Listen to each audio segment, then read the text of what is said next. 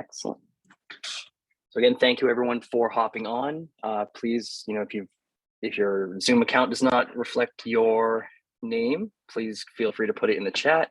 Either way, we get the attendance list from there, from both the chat and from the meeting participants. So either way, you are covered if you're on the meeting today. Welcome again. This is Canvas Live. We'll walk through how to log into the system, where to go to log in, what resources we have, set up our profile in standard classroom operations.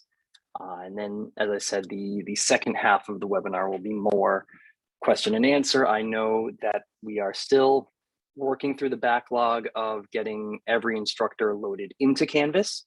That's an interesting process thanks to Banner, our student information system. But our instructional design and product development team are working very, very hard to get everyone loaded in.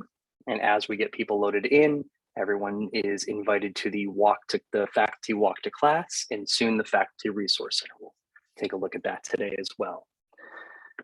The session we're in right now is being recorded and will be sent out, as I'm sure your inboxes have been filled up with plenty of these professional development opportunities over the last few weeks and few months.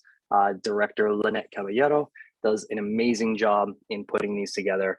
Thank you to everyone who's presented, if we've got presenters on here today for other webinars. And thank you everyone for giving up your Saturday mornings and attending or for watching the recordings. Either way, it's much appreciated that you are doing these sessions. Feel free to put questions in the chat if you'd like. We'll keep that up and we'll keep that running. I'll try and break for questions a few times during these sessions and grab whatever we can, try to get to everybody's question. But why don't we kick things off with, there we go, with Canvas. Okay. So there are multiple ways to access Canvas to log in for the first time. And it really is up to you as an instructor or as a faculty member, which one you're most comfortable with. I've bookmarked this link, agmu.instructure.com. That's the pathway that works best for me.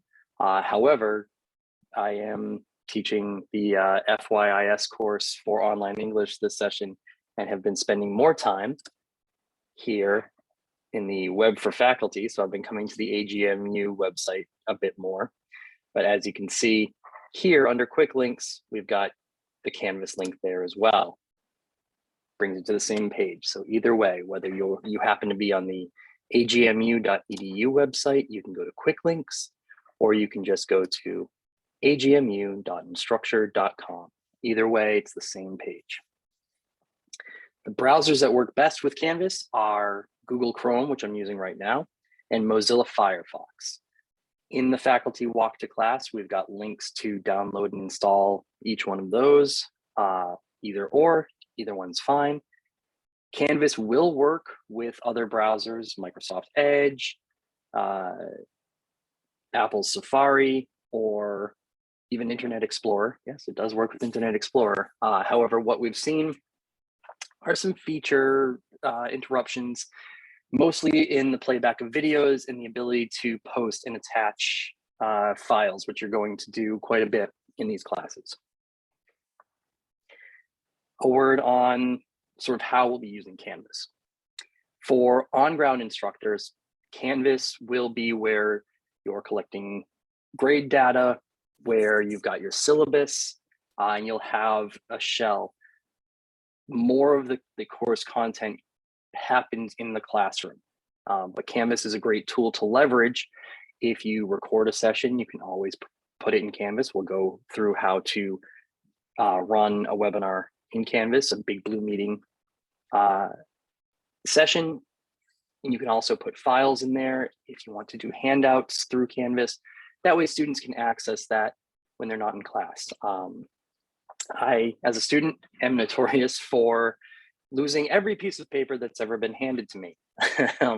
So I do prefer to have things sent to me digitally. That way I can search and find them either in an inbox or in a file folder.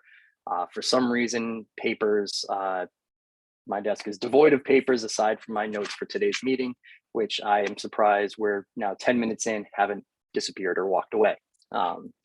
So if you've got students who consistently lose handouts or are looking for things, you can always put them in Canvas. That way they can access them at any time, whether they're in class or out of class. Our usernames for Canvas are just our emails minus the domain. So it doesn't have the @UAGM at the end of it. Most of you as faculty members will have your last name, your first initial, and then a number. My instructor account is Lynch W1, but I've merged these two accounts to be W Lynch. You put in whichever password you use to get into your university email.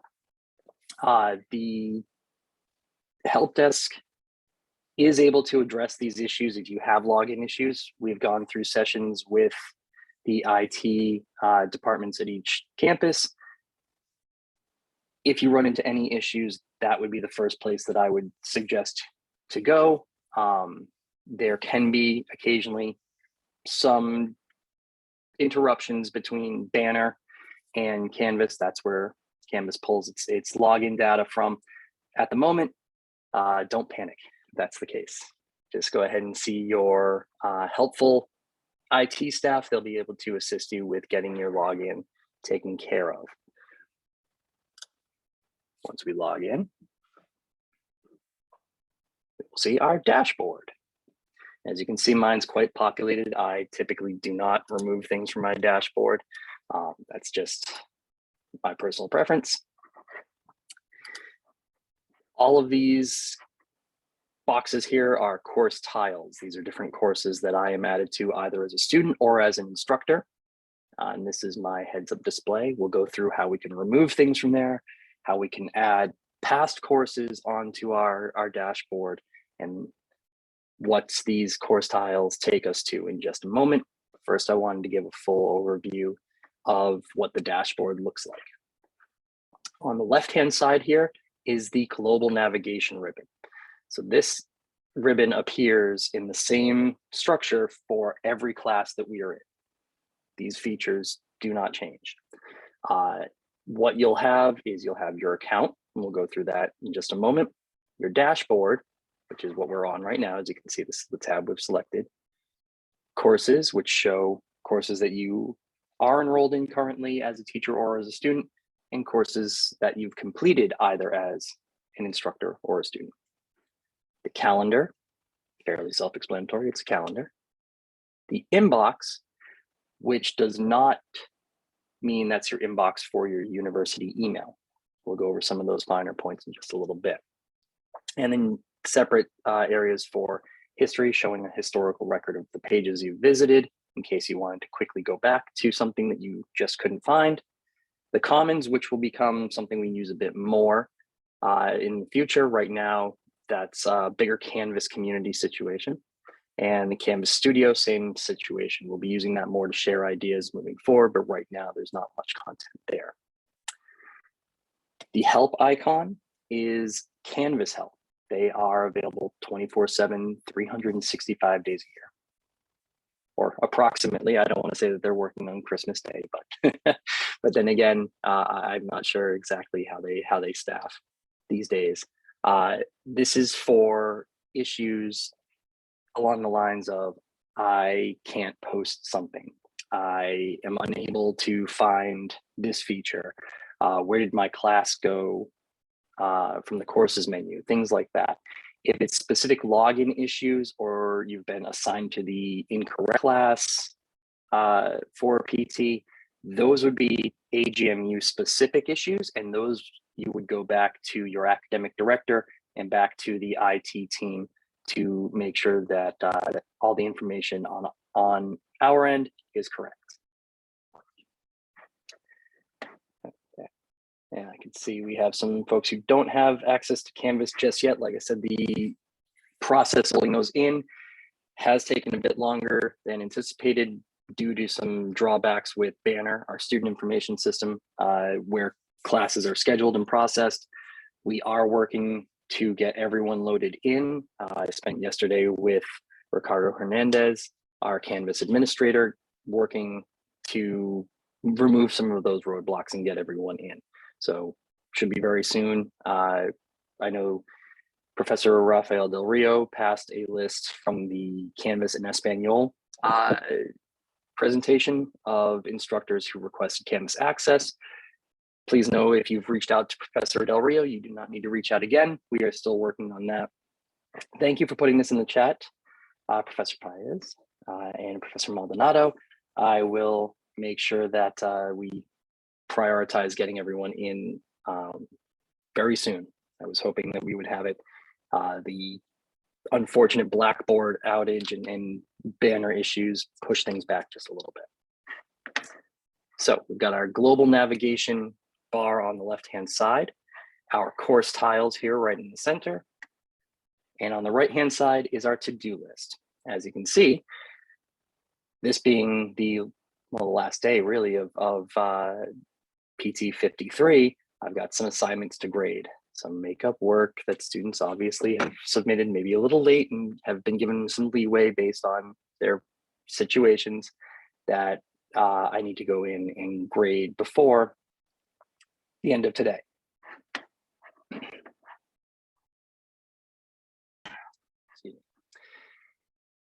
Anything that you need to grade as an instructor or assignments that you need to do if you are enrolled in a course as a student would show up here on the to-do list. As you can see, I've got some faculty walk to class grades to do, some from my introduction seminar to distance education course, and some additional ones that show up here. You can always toggle these off and on. I typically remove the ones from faculty walk to class because I'm not grading that. I think that's a training course, and we'll go through why I'm not grading those assignments. We've got our coming up section, which corresponds to our calendar, which we'll look at in a moment. Coming up for everyone, if you haven't already reminded your students, for those of you teaching in PT 53 to do your course evaluations, please do so. Our assessment committee and our assessment team need that data to make sure that we have timely evaluations. And then coming up assignments, so this is an assignment that's due today at 11:59 p.m. for the introduction course. Those are things that I need to grade or do coming up in the next few days. Recent feedback, I would click this, but this would bring us right into our introduction course, and I'd rather not break confidentiality with some students. But feedback, thankfully, no one's responded to the gradebook comments that I've left for the recent assignments, but if students responded, this would show up here. So if I'm having a conversation with a student on a gradebook along the lines of something as innocuous as, great job, letting them know that they've done an excellent work on their submission, or something along the lines of, I'm sorry you missed this assignment. Please let me know if you anticipate handing it in, perhaps putting in an extension date. That conversation would show up here. So this is our dashboard. We've got courses that are unpublished, which most of you will not have, because anything that you are seeing on your dashboard is going to be a published course, whether it's one that you're instructing or one that you're enrolled in as a student. I have these because these are courses that are being developed. You can always collapse the global navigation, make it a little smaller if you have a smaller window. It doesn't really resize it all that much. So it's not a feature that gets used quite a bit. So we've got our dashboard here. The next thing we would do is we would set up our profile, our account. This is important, not just for online instructors, not just for folks who are teaching in an online space. It's hard to build that community line without a profile picture, without sort of those things that have become ubiquitous these days, thanks to social media. Building that sense of community is important for online courses, but it's also important for on-ground courses. just for students to see if they get an announcement or if they go into the course, they can see your face. They can see who you are. They will see you in class. They will see you in the classroom. They will see you on webinars, but always good to put a face to whatever messages and whatever communication we're sending out through a course. We'll start with our profile. Here you could put in a profile picture. I've chosen probably one of the better pictures taken of me over the last few years, thanks to my wife for taking that. On the settings page, when we register in contact services, which I'll show you in just a moment, that would show up here. When we put in a biography, that will show up here. And any links that we've shared, either to our LinkedIn page, to company website, to professional websites that we administer or run, would show up here. This is my administrator account, so I don't have these links and everything set up here for my instructor account. You would see the biography. Just a quick note to everyone who happens to click on my profile, who I am. That comes out in the announcement anyways to every class, but still good to have that information sitting right here so that students can access it at any time, or anyone else in the system. Our notifications we'll go over in just a moment. I'm not trying to skip around here. I'm just trying to go through in a understandable manner. Our file space, which is our user files, things that we want to have ready at the disposal that don't stay in a class, things that we use in every class, things that we want to keep on hand. Our settings, which is where we'll put our contact information, any e-portfolios that we've either created or any portfolios that we have access to. The Blackboard credentials, yes, sorry, I'm seeing this in the chat. The Blackboard credentials are essentially the same. It just depends on whether or not your Canvas account has been activated yet. It would still be your faculty email minus the @UAGM portion, or minus the @email.uagm.edu, and then your password would be the same. So if you're having trouble logging in, it could just be that your account has not yet made it to the activation point. We are still working through that with our student information system. And then a shared content, like I said, with the Commons in the studio, that will become something that we use more often now that we have a university network. And we'll see shared content a little bit more common, but for right now, that feature is just there as a placeholder. So we've come to our profile. We can set up our biography or links by just simply editing it. Now we will go over to settings.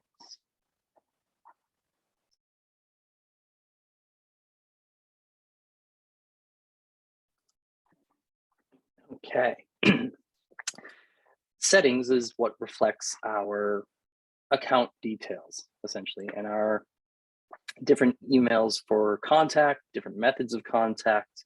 Right now, email obviously is the default, but you could add in more than just one. As I said, I have my administrator account, my instructor account, and I've chosen to make the administrator account my default, my primary.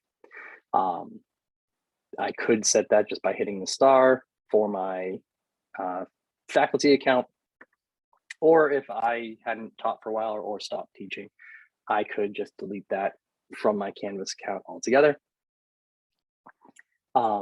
That's totally fine.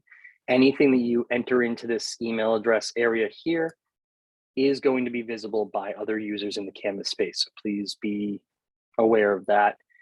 I would encourage you to only use your university email as your point of contact here. We'll get into how we can receive Canvas messages and notifications to other email sources without sharing those with the Canvas community in just a moment. So right now, word of caution, best practice would be to just use your university email, which is going to be your default anyways, so not much action needed here. Our registered services, these are services when we get to putting in other resources, McGraw-Hill, Elsevier for those of us in the nursing areas. Those services will show up here. Those are being brought online. As you're activating those, they'll show up under registered services. The approved integrations are different apps, third-party apps that have connected here through single sign-on that are now connected to my Canvas account. Canvas for iOS is the Canvas app, which we can discuss in just a moment. Office 365, right now that's just corresponding to OneDrive, so it's additional file storage. It's especially important for students if they're saving work.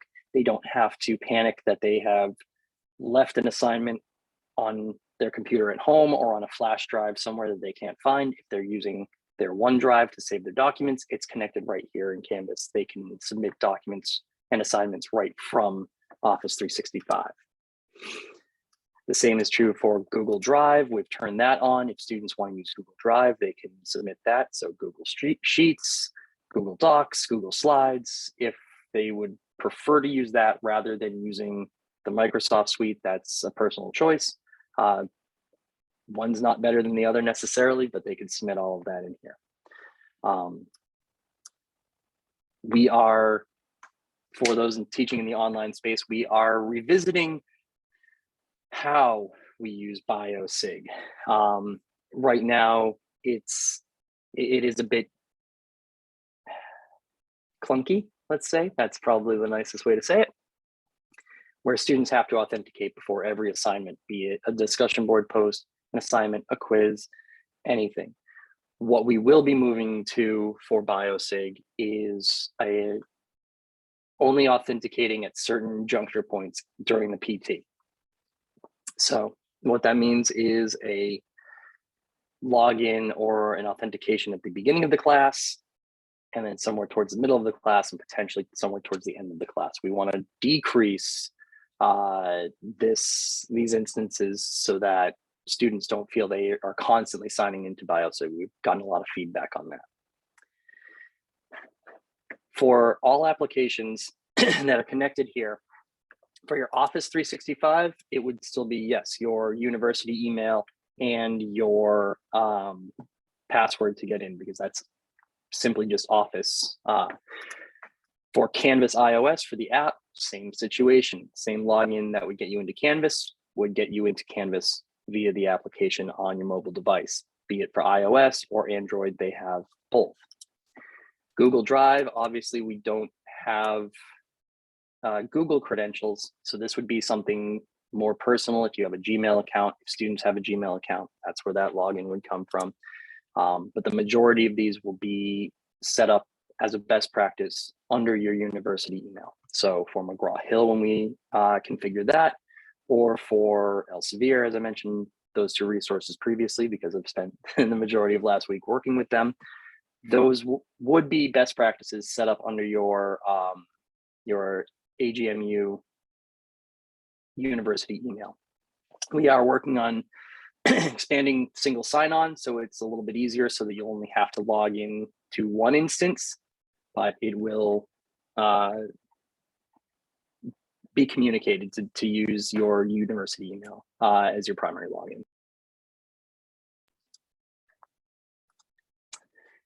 And yes, Professor Ortiz, students have a walk to class as well. Our retention team is taking students through all of these features from the student side.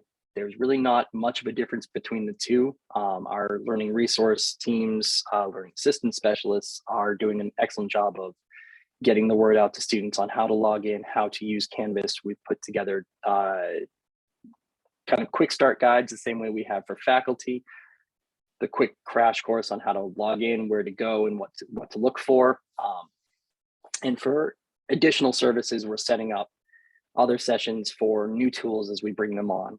So it's sort of, we learn about them, we know how to use them, we make sure they work with Canvas.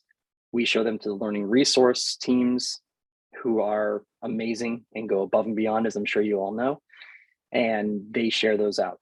Anything that is a universal situation for things that we'll use in every class, or things that you'll encounter quite a bit, we put together training sessions like this for the university at large.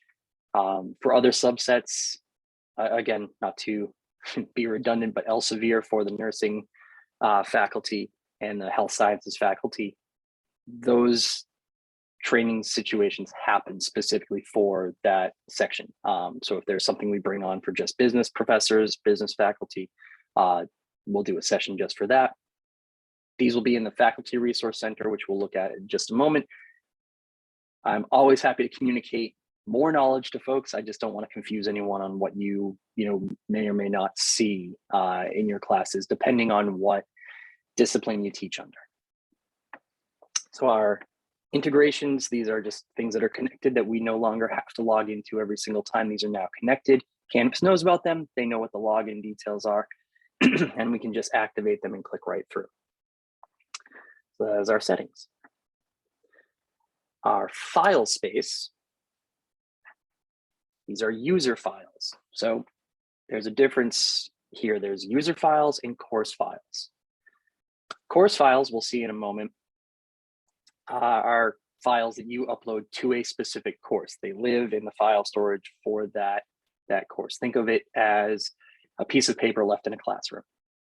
User files are files that you could access anytime. These are things that you have in your backpack, in your briefcase, in your notebook. These are things that follow you. They come with you regardless of what class you go into.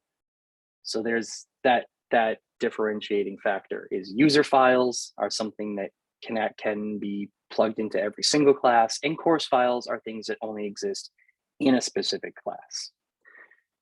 It's not a bad idea to bring in your user files, upload everything that you might need, and then plug them into your courses, make them course files as you go through each course. That way you've got them in a number of places. You can make sure that every one of your students has what you're trying to hand out, and that you have the ability to access anything that you might need to use in the classroom or use during the lesson. As you can see, I have a number of classes through this training sub account where I could have user files correspond to, but specifically here, I could upload my files. I've uploaded a quick tutorial for students on how to record a video submission for a discussion board. We've also it was in the user files. I've since removed it from the user files. Recording on how to navigate through the first year information course. So user files are here under our profile, which is under account. We'll jump back to notifications now.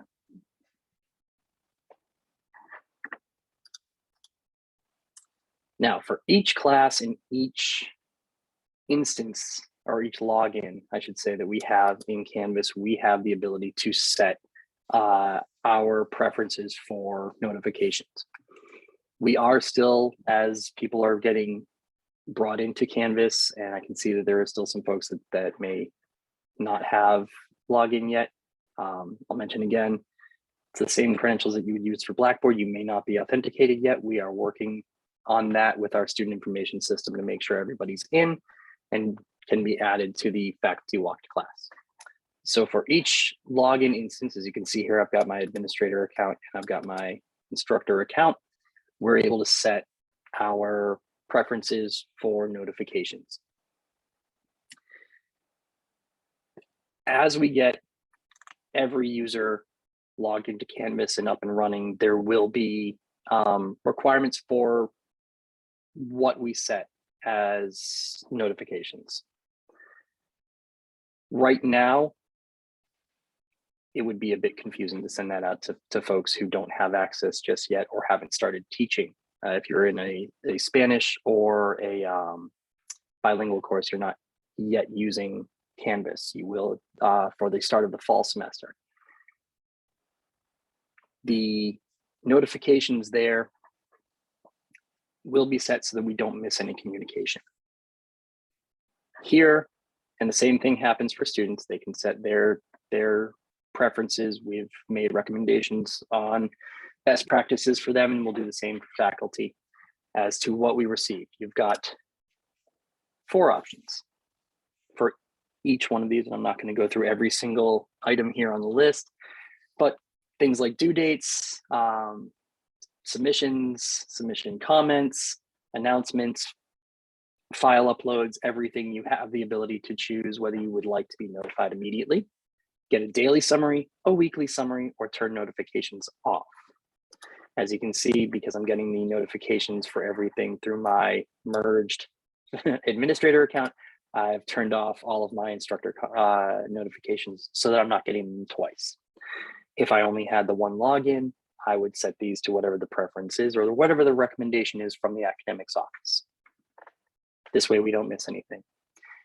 The best way to avoid missing something, and I'm sure we would all hate to miss something from a student, especially a student who might be in need or a student who might be, having a bit of a freak out over a late submission or anything like that, is to forward your university email to an email that you check every day. You should be checking your university email regularly. Most likely it's something that you check every day anyways, which is fine. That's totally fine. But if it's something where we have a number of adjunct part-time faculty who may not be able to check their university email while they're at their primary place of work, you could always forward your email to something that comes to your mobile device. That's fine. Forwarding the email over just means that you're going to make sure you don't miss any communication. And we've made the same recommendation to students because it's far more likely that students are deficient in checking their university email than instructors. Of course, it happens with instructors. However, students are the big get, and that's where we've and set up the walkthrough on how to forward their university email to another email, so that they only have to go to check one place, one inbox.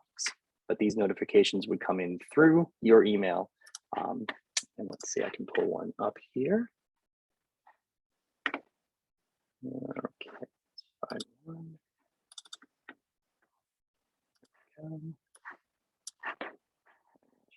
Screen just to give you a sense of what that looks like.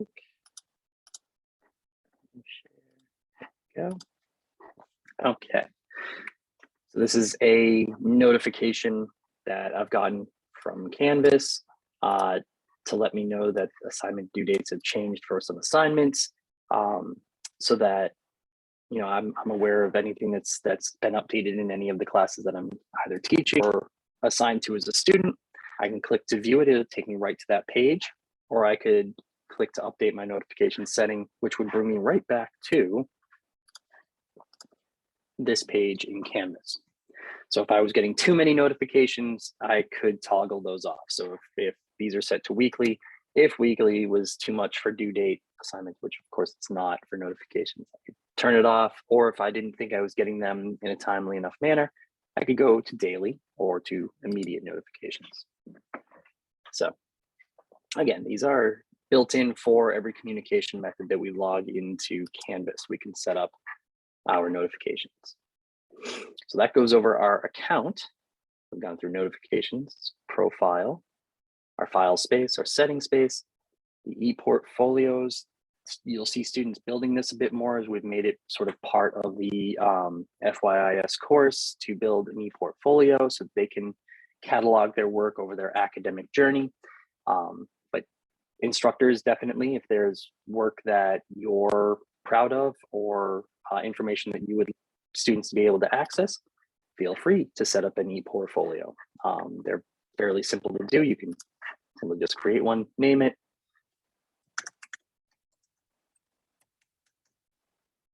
We can make it public if we'd like. We can keep it private, keep this one private.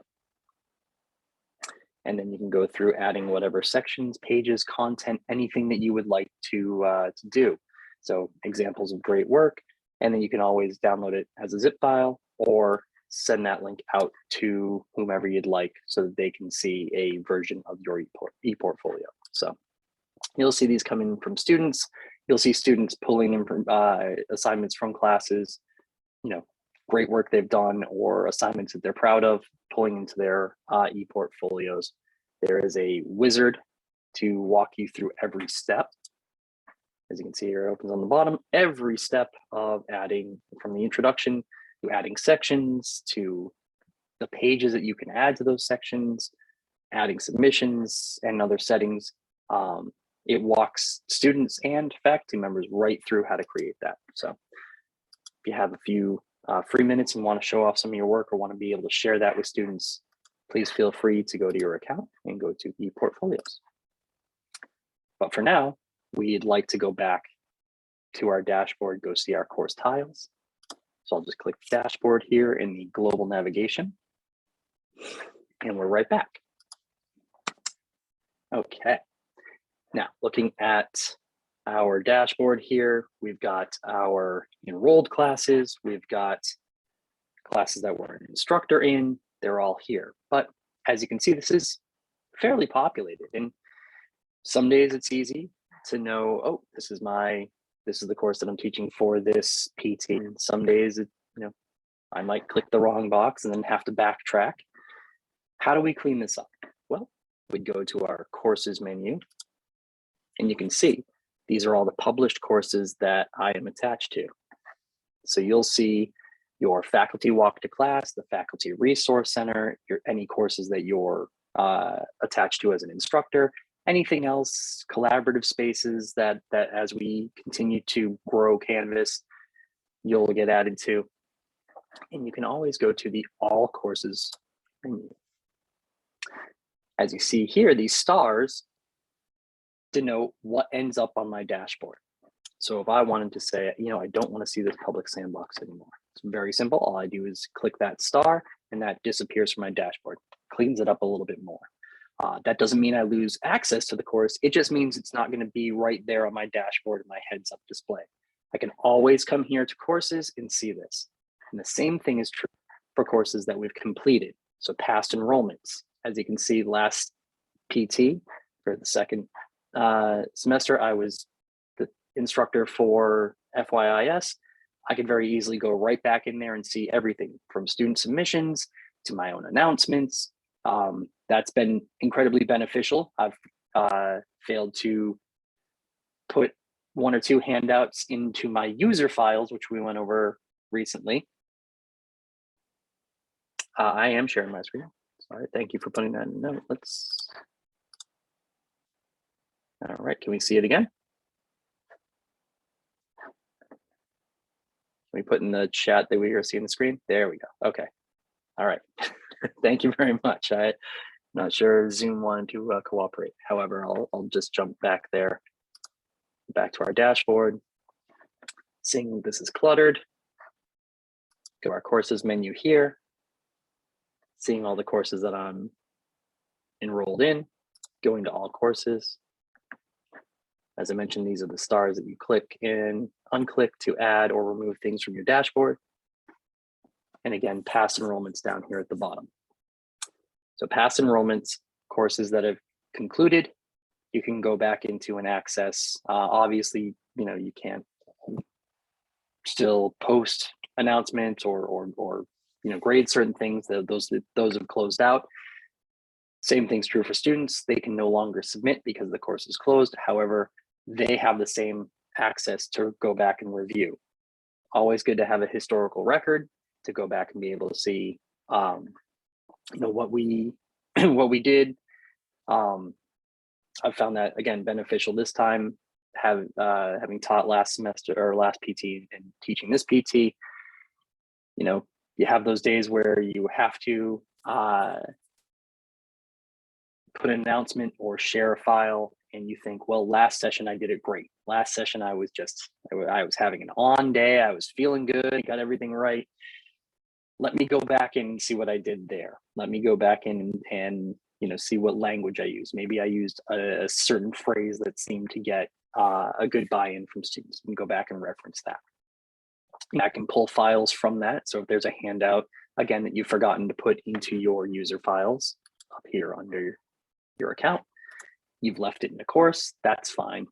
You can go back to previous courses and grab that and then re-upload it to any course that you're part of. So that's our course history menu here. Go back to the dashboard. And yes, that is an excellent note. Professor Torres, if you're on a mobile device, occasionally, if you do swipe one side or the other, you may lose the view of the shared screen, and you could just go back to the side-by-side view or the gallery view. Zoom is quite interesting like that. It should just bank to whatever the presenter is putting up on their screen. So we're back at our dashboard now. And the last section I'd like to highlight before we go into our inbox and then walk through the faculty walk to class and the faculty resource center would be our to-do section in our calendar.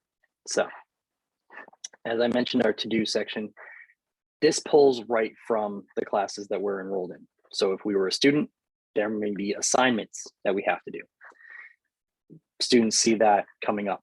They see sort of their weekly view of either tasks coming up or tasks that are past due. If the assignment is still open, if the assignment has closed and is no longer accepting submissions and the student has missed that opportunity, then they won't get the to-do notification for that. But here you can see that I've got assignments to grade from week 5 and some makeup work that I have to grade from week 3 that show up here, and those will be doing this afternoon. That also pulls up our coming up, as I mentioned. There we go. Our course evaluation. Because I clicked that, it brought us right to that page. And the same thing with the Module 5 final project. These are coming up. They're due today. The course evaluation is due at 5 o'clock and the final project's due at 11:59. So I know that tomorrow, the Module 5 final project will show up here under to do to be graded so that I can submit my final grades so that students can move forward into their next PT. But it all comes from our calendar. So we can get to our calendar by clicking view calendar over here, or because we're not always going to be on the dashboard, we can click the calendar here. Not going to spend a lot of time on here. We're all professionals. I have a feeling that we know how to use a calendar, but just want to highlight some features here. As you can see, this pulls from our courses automatically. I did not add these by hand. These automatically pull that these assignments are either due. These assignments are either due. These items are coming up. All of this happens automatically, pulling from the due date in the grade book. Students see the same thing. So there's really, again, I don't want to say no way, because students and sometimes faculty can surprise us with what we're not looking at. But on the dashboard, it will show you your to-do list and your upcoming items. Going to the calendar shows you the to-do list and the upcoming items. Going to your course shows it to you. So there is less leeway for someone to say, I didn't know I missed that assignment. I didn't know that assignment was coming up. These are all here. You know, the due dates are populating all this information. The best part of this is it automatically color codes. So as you can see, these are sort of a olive drab brown, burnt sort of burnt sienna color, and that corresponds to the FYIS course. Anywhere else, if I had notifications from the SME training or info center, those would end up here in green, and the same thing. Any color here would very easily color code for me what my requirements are. I can look at it for the week. Not much going on this week. 11:59, all of these assignments are due. I can look at it for the month as we were, or my agenda. So what's on today's agenda? Today, again, course evaluations due at 4:59 and module final project due at 11:59. So whichever view I prefer, there it is. I can add, as we saw, just add and edit events. All I had to do was click on a date, comes up May 11th, put in the title, put in the hours, the location, which calendar do I want to put it on. And this is for anything that I am an instructor for. I can put it, so if I wanted to add, hey, we're having a webinar, we're having a class meeting, a big blue button presentation session on the 11th, I could add that for this class. I could tag it to an assignment, pull it right from the course and say, you know, it's this assignment that we're going to go over.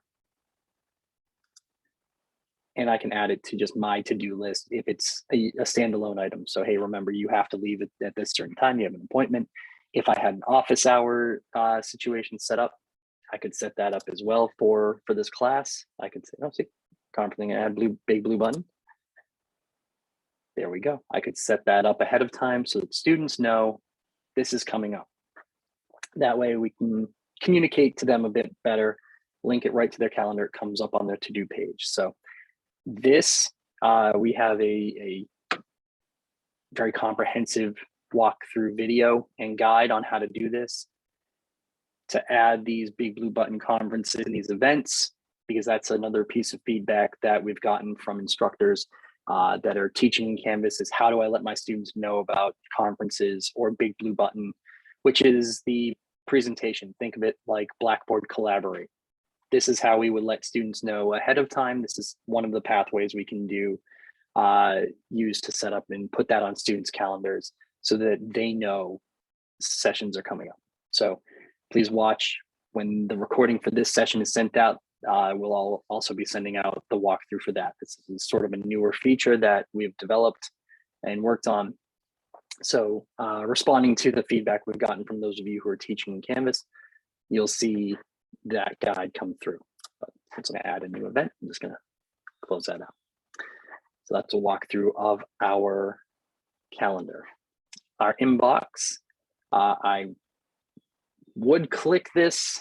I am very hesitant to do so, only because there are live student conversations in here.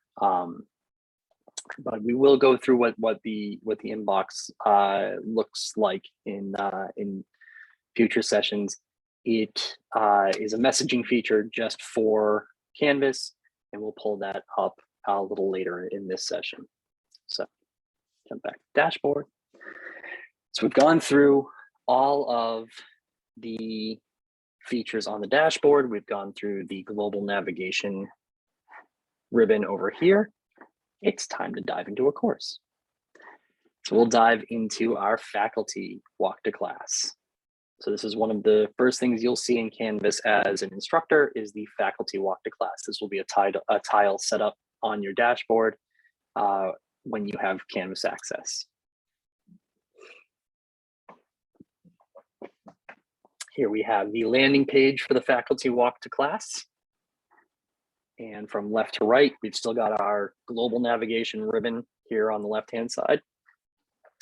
But now we've added an in-course navigation menu. We'll go through that in just a moment. This right here is the course homepage. And as an instructor, we have these options to import existing content, import from the commons if we're using shared resources, to choose the homepage, to go through the course setup checklist. It's not necessarily options that we'll have to use every time. As I mentioned, these courses are intended to be ready to teach the moment that you open them up. For on-ground faculty, that would mean it has the syllabus and a quick welcome page, the course roster that exists for you and is ready to allow you to have students log into Canvas if you're doing virtual handouts or if you're doing virtual sessions. For those teaching online, the courses will be a bit more built out because we have to, we don't have those live sessions. We're not presenting in a classroom setting. So we'll have, a few more features for online courses. Inherently that has to be the case. From a student view, which we have the ability to see things as students see, you can see now that the in-class navigation has changed. There are fewer options for students to click here. That's something that's defined for a number of reasons. Either I've defined that as the instructor, perhaps students don't need access to the files or to the course roster. They typically don't. Other areas we've turned on to allow people to and students to navigate through very quickly, rather than having a large number of options here, to constrict it so we don't have anyone be overwhelmed. You can see the home page still looks exactly the same, but as a student, you see we've lost some functionality over here because students don't need to import content. Importing content from Blackboard, we're working on a walkthrough on how to export the content from Blackboard courses. Right now, that's what the instructional design and product development team are working on, is pulling content over out of Blackboard into Canvas. If there are specific handouts, documents, pages that you'd like to pull out, please do so. There's not necessarily an easy way to pull a page and a structured page from Blackboard into Canvas. They're two different systems. They function just a bit differently. You can always export your work from Blackboard and import into Canvas, but know that you might have to go in and spot check that one, links have transferred over, or two, that pictures, JPEGs, any images that you have or anything else, I mean, any formatting for your text has functioned correctly.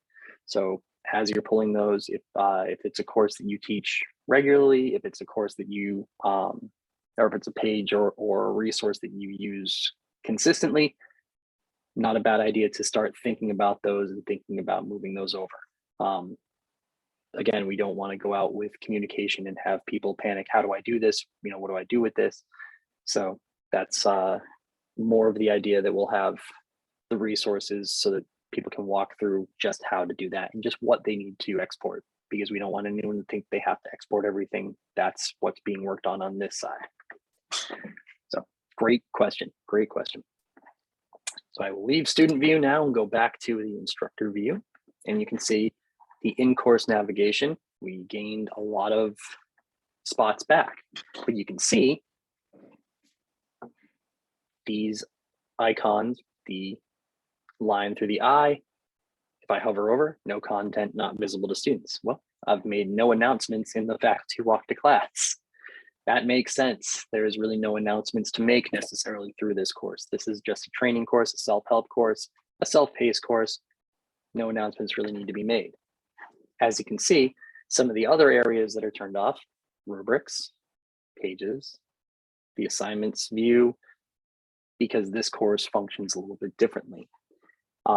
Same thing with people syllabus is not a syllabus for this course. So these are automatically just turned right off. There's nothing for students to see there. But as we saw, modules, grades, Google Drive, Office 365, all of those badges as well, all of those existed in the student view. So we're in Canvas now, we're in our course, we see the faculty walk to class. We can navigate in a number of different ways. First, we can navigate through the tab here on the home page, or my personal preference, how I like to navigate all courses, is through the superhighway in Canvas, the modules link. So modules exist in any course where modules are built out. Now I know there's some terminology here that we need to get used to, because modules in Blackboard mean something different. Modules here are collections of pages. So let's take a look.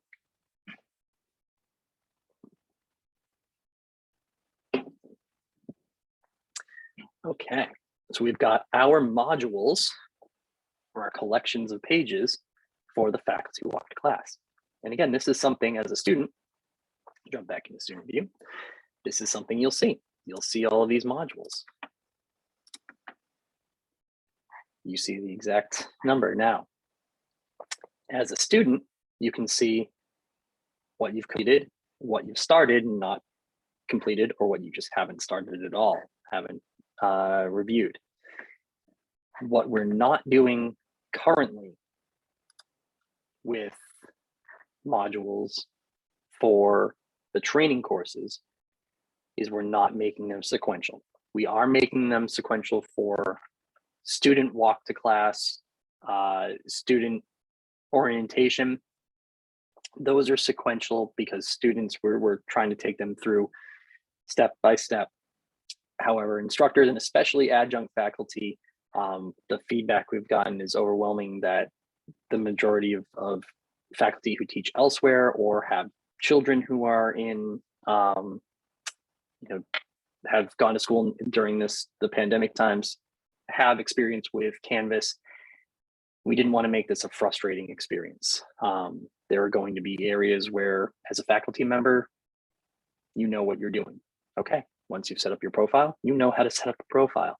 If you've ever set up a profile anywhere, you know how to set up a profile here. It's just as simple as adding a biography and a picture. It's very simple. So instructors can kind of skip around here. Nothing necessarily needs to be learned in sequential order. That's the beauty of Canvas. There are things that can happen in different orders. It does not have to be linear. It can be asynchronous. It can be sort of flexible and mold to whatever you happen to be looking at for the day. So I was asked to start off with the Welcome to Canvas, the first module. So you can see it's not required, doesn't have a number, doesn't have the requirement to complete all items. But looking through just a few information points, not going to go through them here. It's mostly what we've covered today. Into the introducing yourself module, again, this is the majority of what we've covered today. Your Canvas dashboard, setting up your profile, communication, your notification settings, customizing your profile. These are areas that we've covered today. What we have set up is, as you go through each module here, and this is the same for students, once you've completed all of the requirements in a module, read all of the pages, access all of the pages, you're able to claim your badge. And I know that you saw those on the flyer for this event. Director Caballero put together these badges. It's just a fun way to get people involved in the training. We'll be doing this more, expanding this for educational content. So when we see these badges, either in our Canvas profiles or in our LinkedIn profiles, we'll be able to share those over that we are Canvas capable, that students, you know, if they provide the proper amount of evidence, they can claim the Research Pro badge that is created. We're also doing this for our FERPA, or Family Education Right to Privacy Act trainings, so that we know that our student retention, our admissions, and our student finance and financial aid staff members have gone through the proper approved FERPA training classes. For those of you who have been in Professor Amilcar Jimenez's IRB series, or are going to be attending one of the IRB series webinars, IRB training and certification will be done through badging as we move forward.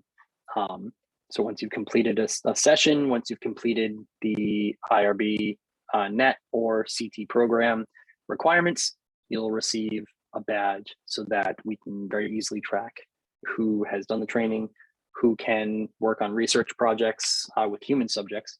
That's the scope of the IRB.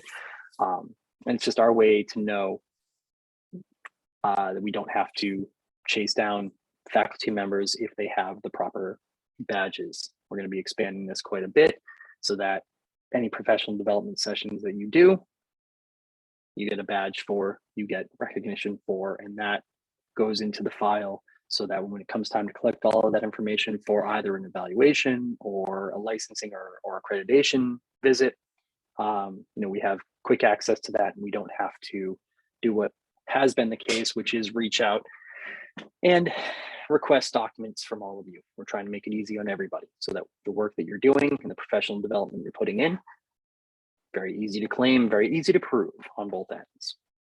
So that's a quick walkthrough of badges. We've gone through all of the profile, all the introducing ourselves sections, our virtual classroom. We've gone through our file space. Now we can get into some of the other functions of the rich content editor, customizing your course, which you'll be able to do to a certain degree, putting in announcements for a course. Putting in announcements is very important to keep students up to date, especially to welcome them to the classroom space.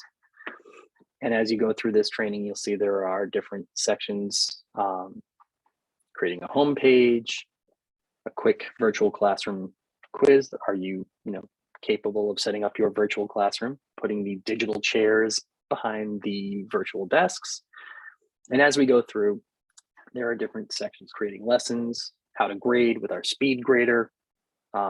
It becomes very simple once the rubric is in there. It's very easy to walk through and click the boxes so that you're grading submissions evenly.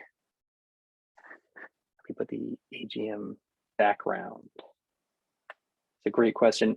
If you'd like to unmute, I'd like to sort of expand on that. Are we talking about the AGM background for Teams? For Zoom, or for the AGM background in our courses?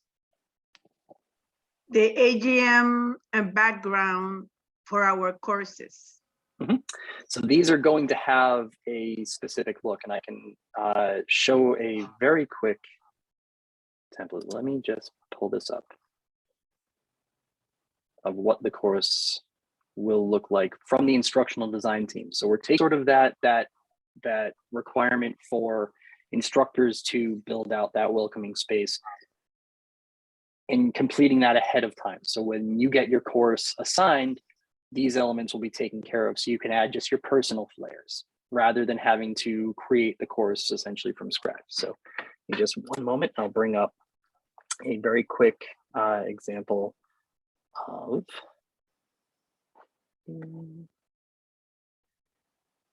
what that will look like.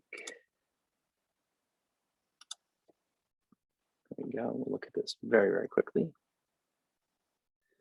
Okay, so this is a template that we're working on currently, and this is essentially what your class homepage would look like. You'll have the AGM background right here, sections about professor, that's pulling from your biography, the course schedule, the modules, the student resource center, which I'll open up a tab for. We'll look at that in a moment because it's very similar to the faculty resource center. As you can see, this is just the template. This is the master, but every course is going to have this building block. So they will already have these elements in here. They'll already be branded properly so that it's not something that instructors have to do. All right, back to our faculty walk to class before we get into our resource centers. There are a few more topics I'd like to touch upon. The last module here in the training course goes through the specifics of AGMU. A lot of these modules, 1 through 5, are universal to Canvas, and that's basically how we wanted to structure this. Is not just how do you do things here at AGMU, but how do you do things in Canvas. I wanted there to be value in this training where you're getting something that you can take with you anywhere. Again, children who are still dealing with virtual classes, I know the world is thankfully getting back to a bit more of semblance of whatever normal is, or whatever the new normal we're defining now is. So they may not have as many virtual classes, Canvas instances, if they had those during the last 2 years. I'm here in the Northeast, and I feel for the school-age children here, because snow days now are sort of a question. And inclement weather is, it used to be a reason to cancel school, and you'd have the ability to go outside, have a childhood and play. Now they have the ability through Canvas to run virtual classes. And so there's some discussion about, the benefits and drawbacks to that. That's a sort of a bigger thing, not a debate I want to get into here, and certainly not a debate at all through educators. But that's one area where these skills will transfer. Any instance of Canvas that you run into, modules 1 through 5, it's the same thing. They'll transfer over. I and the Faculty Advancement Center for Excellence don't want you to take these skills elsewhere. We want you to be instructors here at AGMU. But there's really no benefit in saying, this is the only way that we're doing this. This is how it needs to be done. Only learn it this way. That doesn't work. I'm sure you feel that way in your courses. We feel that way in our trainings. Let's make it open. Let's see what this tool can do. and then build on in this last module here, what we're going to use it for specifically here at AGMU. So using the roll call attendance, and these pages are subject to change, they're subject to grow. We want to expand as we get things. As you can see, I've put in placeholders. So we'll look at this in just a moment, posting our welcome announcement.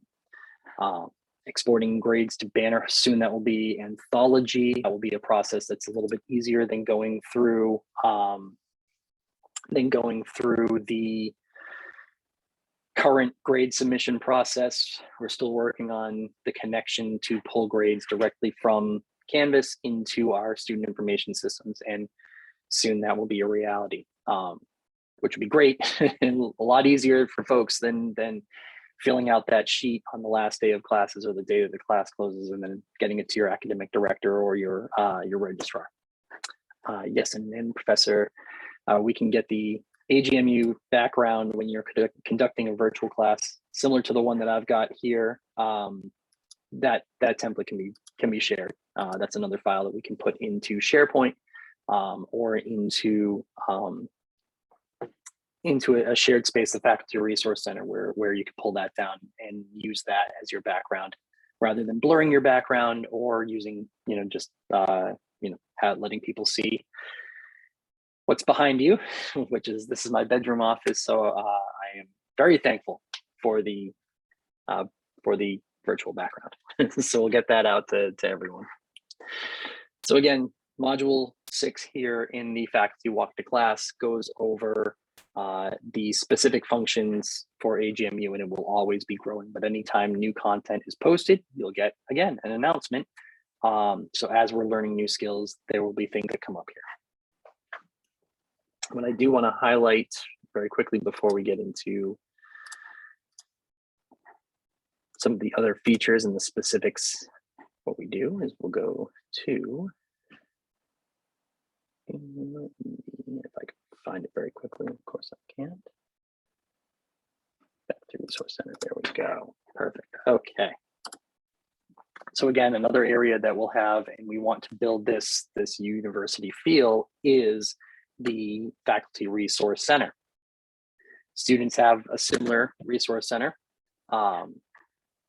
Have their version, we'll have our version. There are going to be some shared features, but here we've got our Tampa campus, we've got our Metro Orlando campus, South Florida, online Spanish and online English. While we may know faculty from those campuses, and we may have seen them, we may have taught classes with them, we may have met them a few times, we're not fully sharing ideas the way that we could. Obviously there's going to be some positives and some benefits, and some things that are just a great suggestion. Who knows if we'll use it. What works in Tampa Bay may not work in Metro Orlando, and South Florida clearly has its own population and community of students. But you never know where you're going to pick something up, right? We are always learning, every one of us. We're always picking things up, and this is where we'll get to do that. It's our virtual teachers lounge. Think of it as a very large room for all of us to congregate in. Well, the sections that are being built out to go live with Canvas's rollout in the fall semester are faculty coaching. So those of you who have already worked with Anna Gonzalez, our faculty coach, will see this more often. Training sessions and workshops, all of the training sessions that we are doing, all of these workshops, those are going to be cross-listed here. So the recordings, you'll get the notifications that that a recording's been posted, that sessions have been run through here. This will all happen here in Canvas. We want to keep things here in Canvas because we have the historical record of everything, and everyone can access them pretty much anytime they want to. Instructor resources, be it the Institutional Review Board, be it faculty scholarships, as we're bringing that more online, grade walkthroughs, how to submit grades, how to guides, all of that would happen in instructor resources. specific areas for grade level, whether you're an undergraduate or diploma faculty member, graduate faculty, doctoral, whether you're all three, whether you'd like to be a graduate faculty member or doctoral faculty member, those areas for open discussion and open ideas shared there. Again, our webinar recordings, a cross listing for that. Research assistance, that's paramount as we bring our virtual library online, and then technical assistance. So everything from a quick connection to our help desk to, again, those sort of troubleshooting guides, everything here. And in addition to that, there will be campus specific communities so that when our academic directors, who work very hard to get this communication out or to communicate and reach their faculty, we're decreasing the reliance on specific emails, on Outlook, on having to keep people in Outlook all day. We'd rather keep people here in Canvas because it functions the same way. The email notifications still come through. But if we're an instructor and I'm spending my day teaching classes, I'm not always having my email open. I'm not always able to look at that, but I can see notifications that come up here in Canvas. So we're trying to keep more in the learning management system to create that community, to create that virtual teachers lounge. So our faculty resource center will be coming online in the coming months. I'd like to launch it in the summer. I think that's ambitious, but I think we can do it. And it'll definitely be something that grows and continues to get features added to it as we grow in Canvas. So if there's ever anything, there's a section in here where we'll have a discussion for feature requests. If there's training requests, things like that, all of that can happen right through here in the LMS. And students have the same. They have their student resource center, which connects to all their classes. There's sections for each campus in here that show off the administration for each campus, key faculty members for each campus, the student orientation are all here. So just really increasing the communication channels and the referenceability for students so that what they're learning in class can be prioritized because the other things they have to keep in mind, the academic policies, how to cite APA references, things that will eventually become second nature as they do them more. Here they have the ability to lean on these resources so that they can focus their time and energy and mental space on what they're learning in your classes, so that they're not trying to keep everything in their heads. I'm a big supporter of having these kind of resources because we are not yet machines. We don't have the ability for infinitely expandable memory space, and we all have very busy lives. I sometimes am concerned that new information I learn will push old information out, and I would have appreciated something like this in my undergraduate days, and definitely appreciated it during my master's program. So those are our communication networks. Those are our bigger channels. Those are kind of big features of what's coming. Let's loop back to how do we do things in our class? You're sitting in your class is opened. How do we communicate? How do we reach our students? How do I set up a virtual session? How do I send an announcement? Well, let's go through that. So in the faculty walk to class, we have a page dedicated to posting a welcome announcement. Now, this says posting welcome announcement, but it applies to any announcement and the skills transfer to editing any page, to writing anything in Canvas.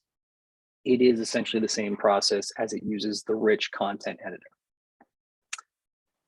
So I'm not going to focus on this. This is something that you can reference at any time. We'll walk through this live. I'm going to go back out. Close that out. We're back in my courses menu. Rather than searching and having you all look at the number of courses that I have, I know that I can find my Sandbox for Guides, which is my training course that I've set up for this. functions again. It's the same. It has a homepage. It's not branded necessarily because I use this for examples during trainings and to test different features. But the process is the same. You'll see announcements in your in-class navigation menu. As you can see, I've done a few of these before. Some of you who have been on other sessions may have seen this before. You'll see announcements. All you have to do is add an announcement. And that brings up the same dialog box and the same process that would be the case for a discussion board, post reply, when you edit a page, it all brings up this view, which is the rich content editor.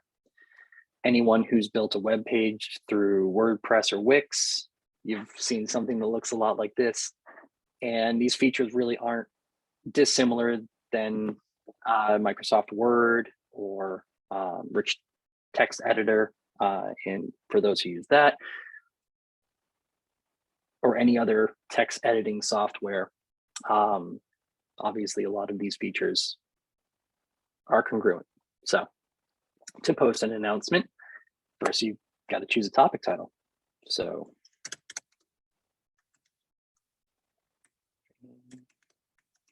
seven. Okay. I've put my title in, and now I have quite a few options at my disposal on how I want to convey this information. Perhaps I would like to just put a flyer in here. I don't want to put any text. I don't want to waste time because students might not read it anyways. Well, that's fine. I can do that. I'd come over here to either the image or document menu items, which you can get to here as well by hitting insert, image, or document or media, quite a few options. So let's say I want to put a document. I have the option to upload a document. If it's something that I've just created, it exists in my computer, upload it. I have the ability to upload something from a course, or as I mentioned before, your user documents. So if we're in a course and we have, the week 3 handout, and I want to remind students that, hey, remember the week 3 handout, it's got all of your information for you, how we're going to approach your final project. I could just click that and it would link right to that document in the course. So when students read this announcement, they'd be able to see that.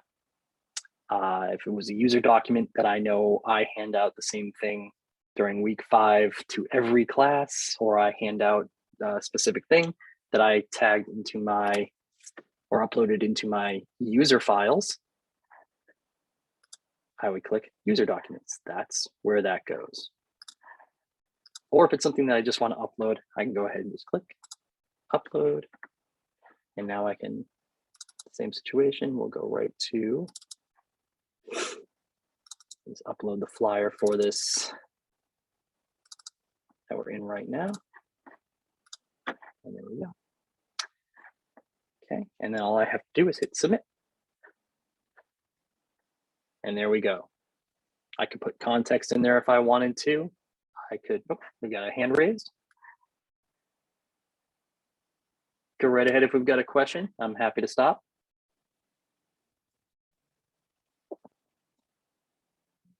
You may have to unmute yourself. Nope, that's okay. That's right. Just wanted to make sure I didn't, nope, no apologies necessary. That's fine, that's fine. I saw it pop up. It just happened to be right in front of my face here, and I wanted to make sure I didn't miss anything or get too far away. So again, I've uploaded this document. When students come in here, they'll be able to just click this link and see it. Here I have some options.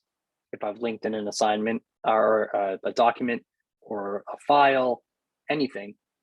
And one of the best options that I like, one of the coolest features, is to preview in line. So all I did was I clicked that before I hit save, because save pushes that announcement out to the world.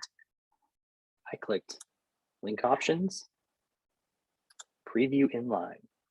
You can expand the preview by default. That means that when I hit save, and that's all I'm going to put, I'm not going to put any text in there.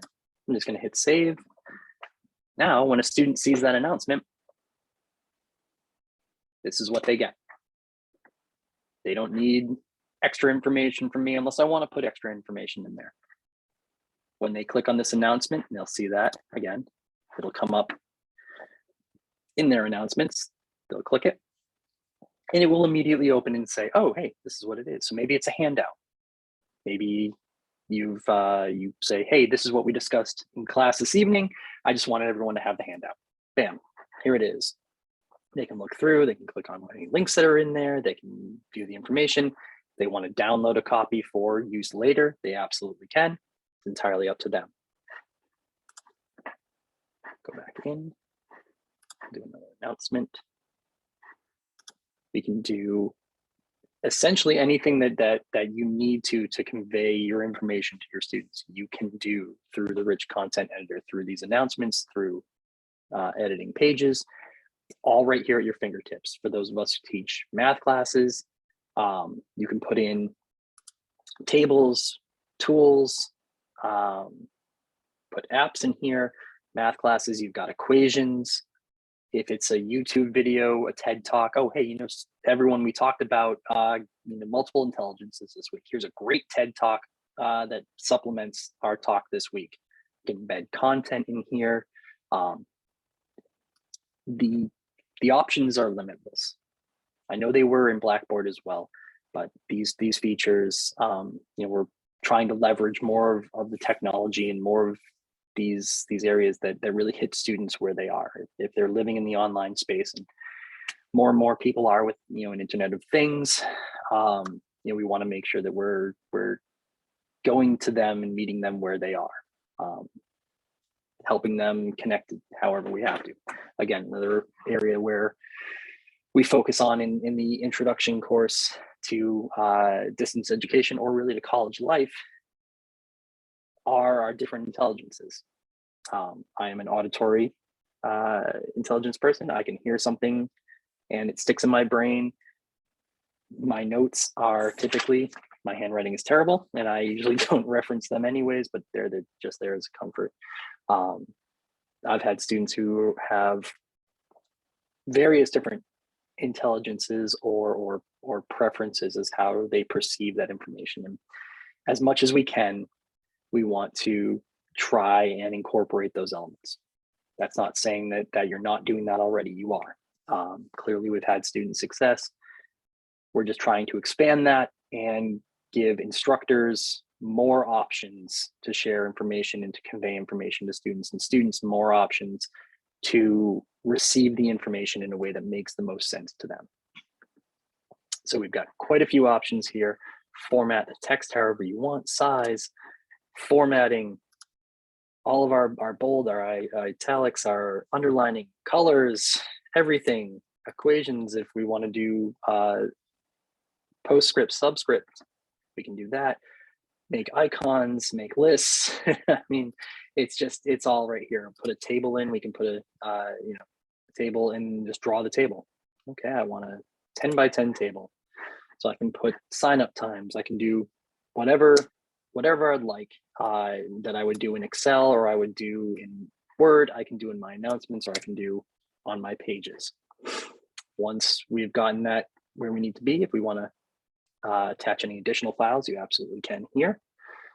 You can delay posting. If it's something you want to post at the start of week 3, you can go ahead and do that. I hesitate on allowing liking only because they don't allow you to dislike something, so that's good. But I think the emptiness of having no likes on an announcement could be just as hurtful. So these options here are, again, options, they're personal choices. Go ahead, and once you put everything in, all you do is hit save. Obviously I put no content in this, but when we hit save, it just ends up as an announcement. And I'll show you on the dashboard. Right here, this megaphone is where we would see that as a student, an announcement is ready. We'd also get an email notification about it. We'd also get, if it was linked to an assignment, a to-do notification about it here on our dashboard. But right here, we're going to see that on our dashboard. This megaphone shows that there is an announcement. The icon here for an assignment shows that an assignment is due or an assignment has been graded, or a discussion post has been made or a discussion post has been responded to. So students can be very visual in just very quickly looking at, oh, I have an announcement, and I can go to announcements for this course. I can go to grades. I can go to all that. I double click so we wouldn't go to that necessarily, but we can go to announcements there. And as soon as you do, it brings you right to the announcements page. So again, I made this announcement, I clicked on it, and it was here. For those of you who are wondering, and I'm sure many of you eagle-eyed faculty members are, the reason that no notification came up is because there are no other people in this course. I am the instructor. I don't get the notification the announcement was made because in my notifications area, announcements created by me, I've got this turned off. I don't need to know that I created an announcement. I know I created an announcement. If I wanted to, I could turn this on. I see that, students, anytime an announcement has been made in any course, I see it, but not announcements created by me. So if you were wondering why, when we went to the dashboard, we didn't see a notification here, it's because I created that announcement and I'm the only person in the class. So again, back to announcements, creating an announcement. All we have to do is click plus announcement, put in our information, and we are all set. One of the great new features that I think has become much more viable now is our upload or record media aspect. So perhaps you just want to do a quick video message to students. Do record, as you can see. My webcam comes up here. Without the virtual background, you can see this wonderful unkempt bedroom that we're working in today. And you can record a quick video clip if you'd like. As I mentioned, for the FYIS course, we have a discussion board that is only videos. So students record videos and responses are made in video form to get them comfortable with the idea of having to do that. So again, number of resources out there to use. One of those resources that we'll go over sort of before we open it up for more questions or more back and forth would be the big blue button. This right now is our version of Blackboard Collaborate. This is Canvas's in-house notification or in-house web conferencing feature. As anyone who's been on these webinars before knows, we are working to expand this by incorporating either Teams, which we use very regularly. Students have access to it, instructors have access to it, or hopefully in the future, Zoom. I'd like to see Zoom become part of our in-course navigation, the tools that we can turn on. The only drawback there is it cost effective, and how do we keep the licenses intact? I would hate to extend a license to somebody and then revoke it. So it's taking a lot of thought and consideration. I think Teams is more likely to be turned on or configured sooner so that we can run our course meetings, our office hours, whatever we want through Teams. But for right now, we're going to be using the big blue button. So as an instructor, you'll see that, the big blue button section. And you can create a new conference. As you can see, we've done some concluded conferences. We'll get to those in just a moment. So let's say I want to have a conference in my course this upcoming Tuesday night. That's my office hours. That's when my course meets. We're going to be doing a virtual meeting. Okay. Okay. Let's do meeting Tuesday, May 10th. I hope that's the correct date. I tell you. 7 today, 8, 9, 10. Okay, May 10th. We're good. Big blue button conference. If it was a very quick conference, let's say it was, I just want to have a 15-minute chat with students to go over an assignment. Maybe it's that. Maybe it's 60 minutes. Maybe there's no time on it.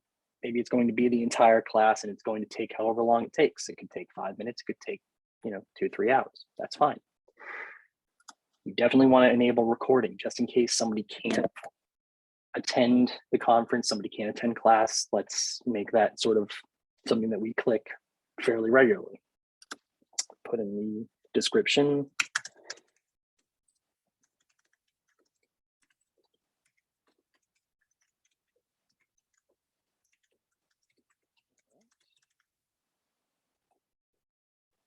Okay.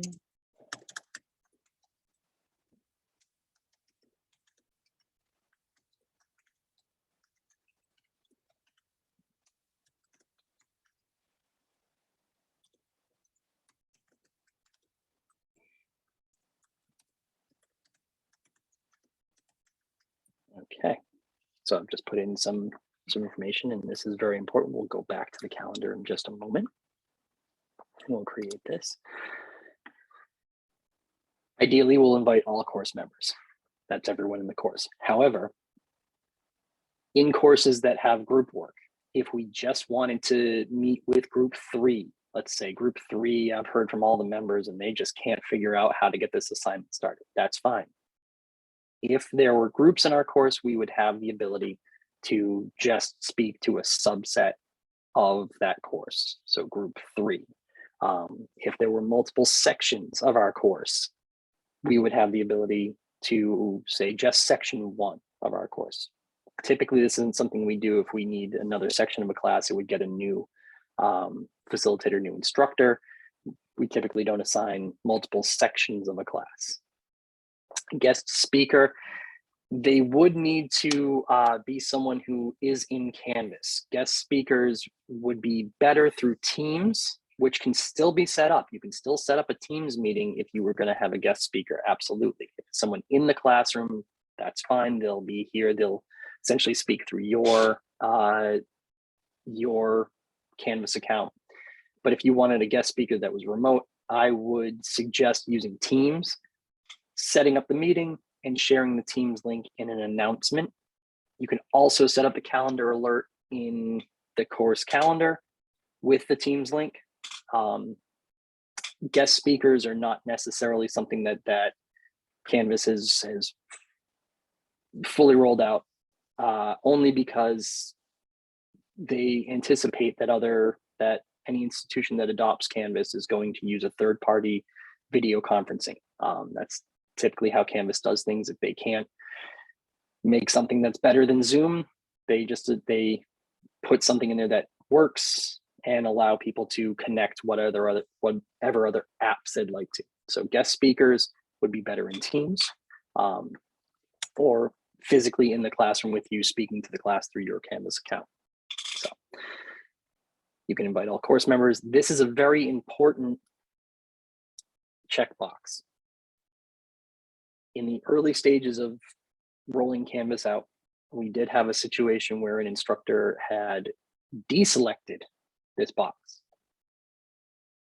That means that no one in the class could see it aside from the instructor, and the instructor couldn't figure out why no one in the class could see the conference on their big blue button page, because as soon as we create this big blue button link in the course navigation menu is active.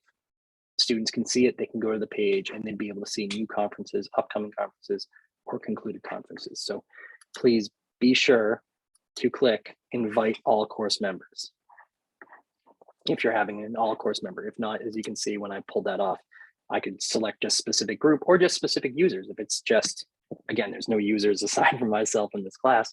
So if I wanted to just have a one-on-one meeting with a student, I could do that. But if you're having a big class conference, invite all course members. Okay, and we will update. Now we can see that's right there. Okay, now that exists. That's here. We can edit it, we can delete it. When the time comes at 6 p.m. on Tuesday, May 10th, all we do, I'll go back to the home page here, is we come in, we go to our big blue button, and we start our conference. We'll go through that in just a moment. What I do want to point out is that we said that we would add a calendar alert. So let's go to the calendar.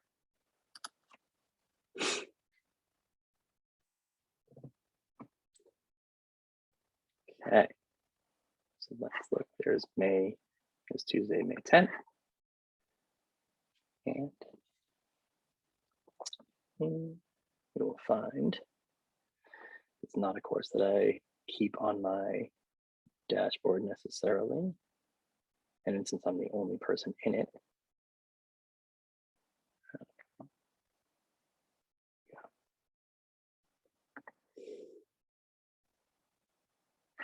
it's not a published course. Hang on 1 second. Let me jump back. I had unpublished it for the moment.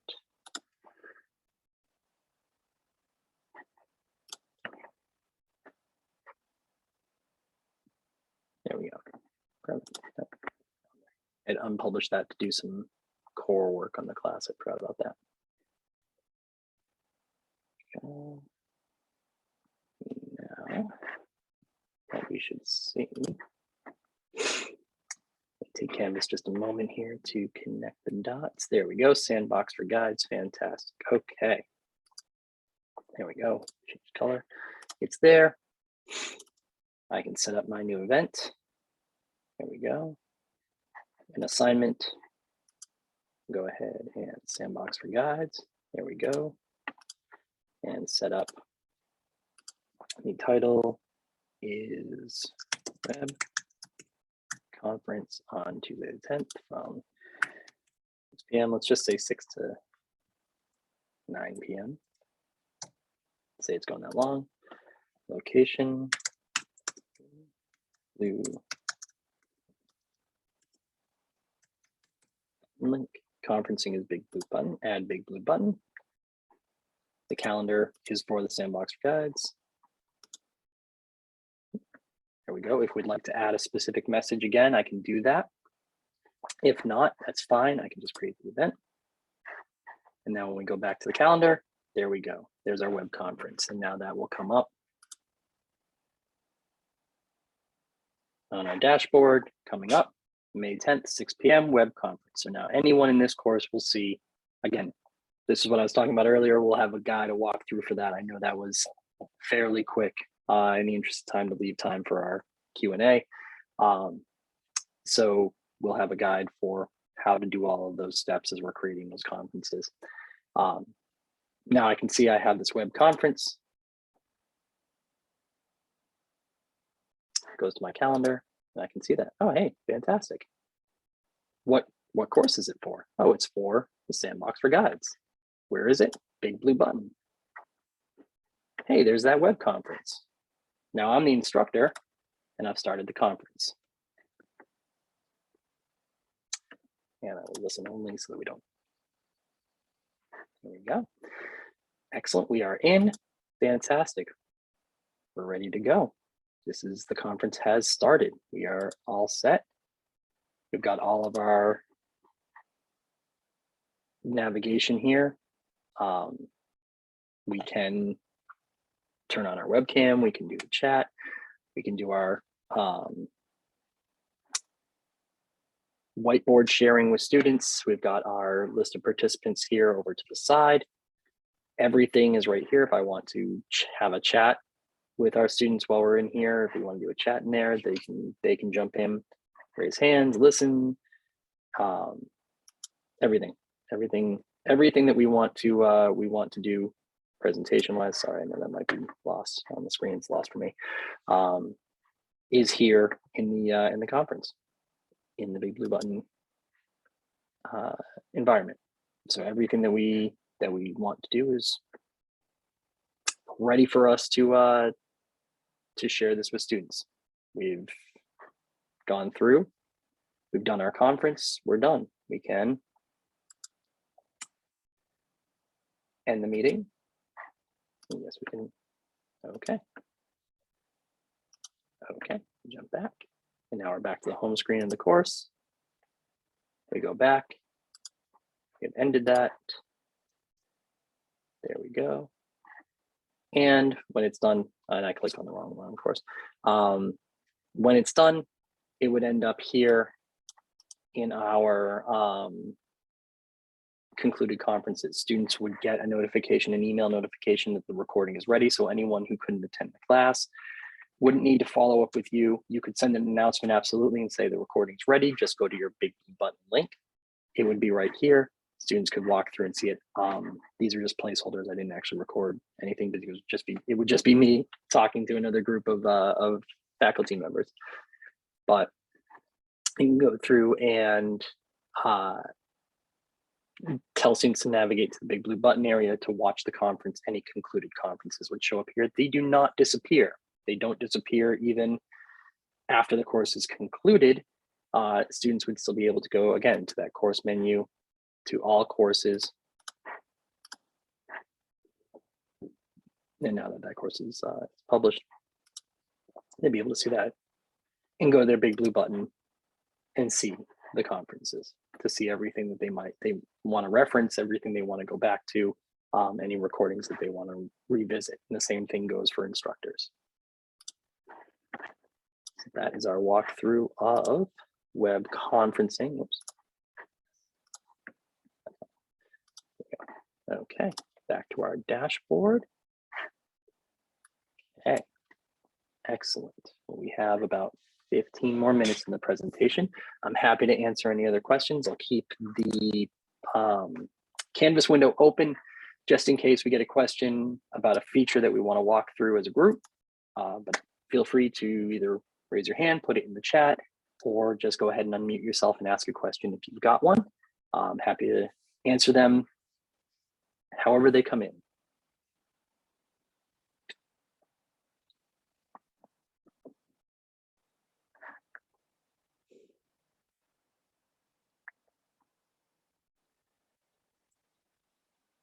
While we wait for some questions to come in, just another note. We are continually putting instructors into Canvas. And again, once you've been placed into Canvas, you are automatically entered into the faculty walk to class and will be entered into the faculty resource center. You'll see these tiles in addition to any tiles for courses that you are teaching when they are happening in Canvas. Those will come up. It's been a bit of a process with Banner, our student information system that governs scheduling and governs course assignments, to make sure that we are bringing in authenticated users, but we are still working at that. It's been a notification that you have access when you are added to the faculty walk to class. You will get a notification that you have been added to the faculty walk to class as a student. You'll get an email notification to accept that invitation. Question, Professor Torres, thank you. So specific Canvas access happens without necessarily a notification, because it's not a new login. We're just using your credentials for Blackboard, for your university email, using them to create your user here. Creating a user doesn't always give the notification, but assigning a class does. So it is sort of a 1-2 reciprocal punch, where your account is created and then I'm notified and I tune into the walk to class. When you're placed in the walk to class, you get the notification to accept. That comes into your university email. You'll log into Canvas with your user account and be able to accept the invitation for the class, and it will show up here on your dashboard. Great question.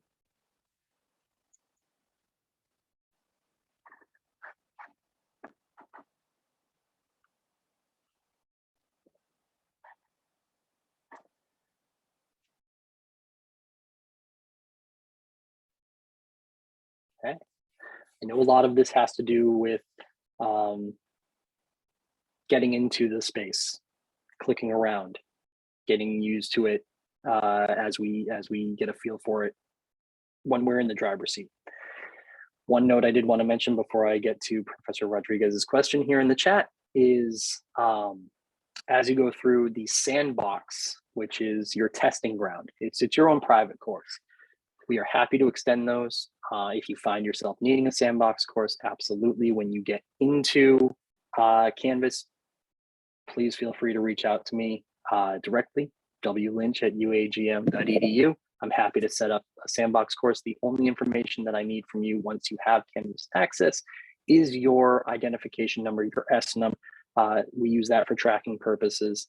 It becomes your course code. So please, when you get in, if you find that you want a sandbox course to try creating some pages, to try bringing in some elements, by all means, I'm happy to be there. I'm happy to be a support for that. Canvas will be the only learning management system. Blackboard will be disappearing in August of this year. Blackboard will be used by UAGM in Puerto Rico, but it will not be used by AGMU here in the States or by anything that we put students through at any one of the campuses. Canvas will be our only learning management platform. So no more Blackboard. That is the case. For face-to-face courses, you'll still have a Canvas instance. Students will still know how to log in, still have a course tile here. They may not have, we'll just jump into this class real quick, which is an online course, as you can see, English Online. It won't have as many of the areas built out, only because this class does not meet face-to-face. Students do not come to a classroom. Students are virtual. They are all across the country. They are all across the world, ostensibly they can be. And so these courses have to convey more information in the digital space. For courses that are on ground, less information needs to be conveyed in the digital space. So here there will be the placeholders, the syllabus will be here, the roster for our instructors will be here, and you have your file space announcements if you want to make those here for non-class times. All of those features still exist. Conferences still exist. You would like to run a conference for your class. For example, if the campus had to close and you still had to hold class, you would do it through Big Blue Button through Canvas rather than through Blackboard or Blackboard Collaborate.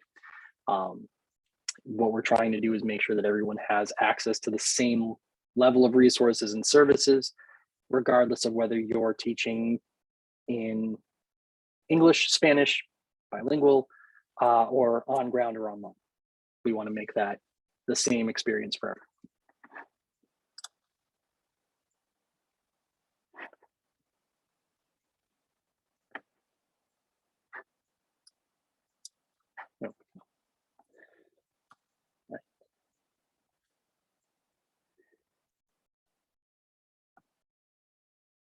End of course grading. Just sort of a quick note on that. That's a great question.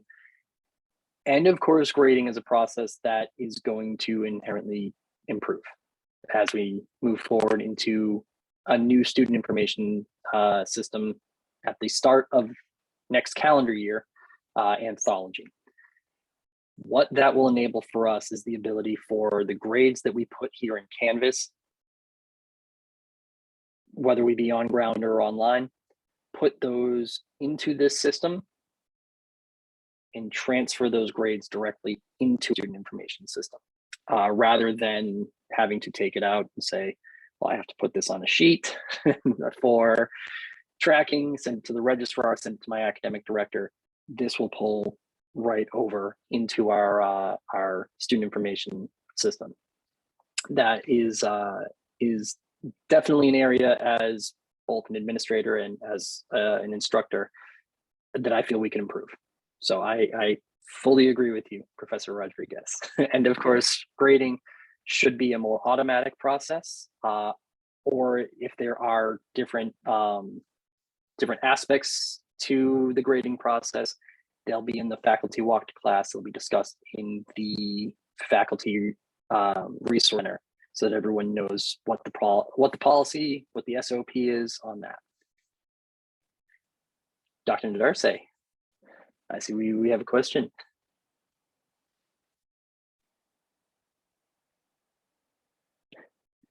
You're very welcome. Thank you, everyone, for showing up today. I know this was these sessions aren't always easy to coordinate. And again, there was a lot of redundant information here if we've taken a Canvas session before, but we're trying to get this information out there and repeat this as many times as possible, both in English and in Spanish. Our next one is May 28th in Spanish. The incomparable Professor Rafael Del Rio from Metro Orlando, some of you may have worked with him, will be running that session. He and I compare notes quite often. We are sharing the same things. We are going through the same process.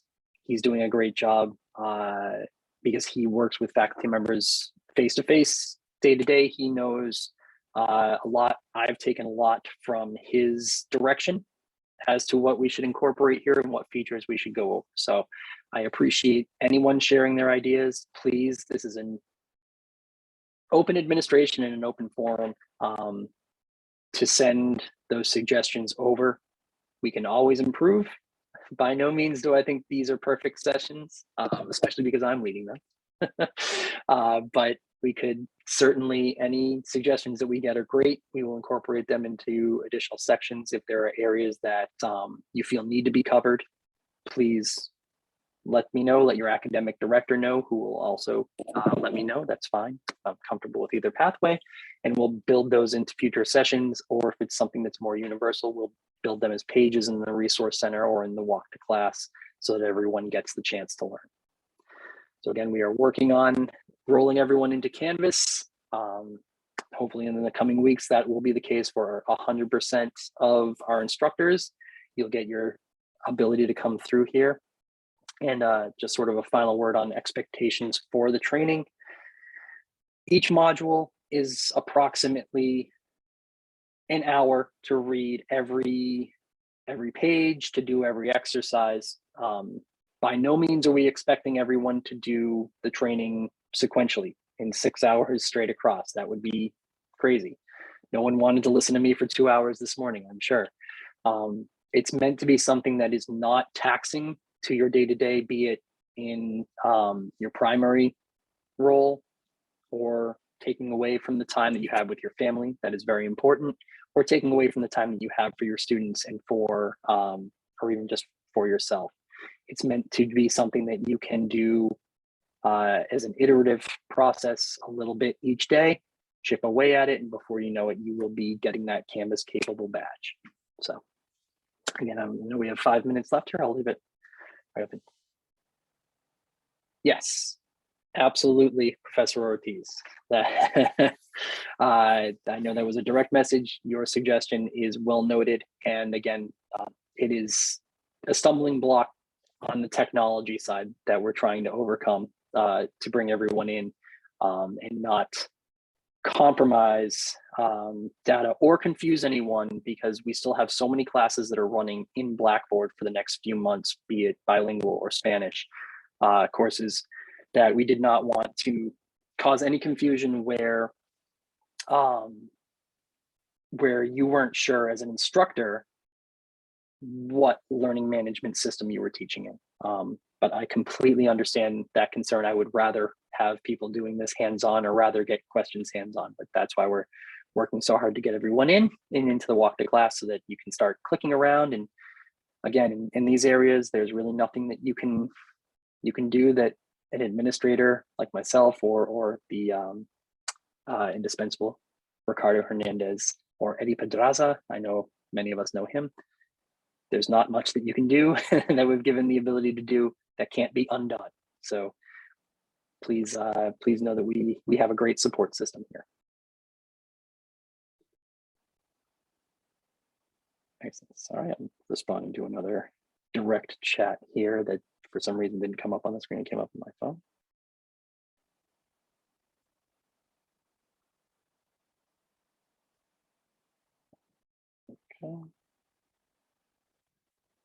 Okay, perfect. Excellent. Again, these sessions, I don't want to put anyone on the spot. If you think of something over the weekend, if you think of something next week, if you think of something months from now, my email inbox is always open. Or if you'd like to go through your academic director, that's fine too. Whatever avenue you're comfortable with, please feel free to let me know. I'm happy to communicate trainings out that we need to get, if there's other features, if there's something I missed, if there's something that I need to do some more research in to make this better for all of you, we are happy to look into those. We're happy to figure that out. So let it marinate, let it sit for a minute, and we'll grow as a university. We'll elevate our ability to reach our students and to help our students and to help our faculty through Canvas. This is one of the first measures I'm very excited about bringing this on.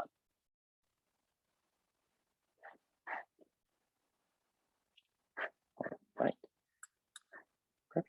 No one else wants to ask any questions in the chat or jump on. I will allow everyone to enjoy their Saturday. To all the mothers out there, have a wonderful Mother's Day. You all do an exceptional job. I know my wife and my mother are unbelievable. So thank you all again. Thank you to everyone for jumping on. I look forward to everyone using Canvas and getting more experience and becoming as comfortable with this as we are with Blackboard. So thank you all very much. Thank you, Mr. Lynch. Thank you, Dr. Darcy. I appreciate you jumping on. Oh, go ahead. There's a raised hand. You can still ask questions. I'll stick around until we're all comfortable.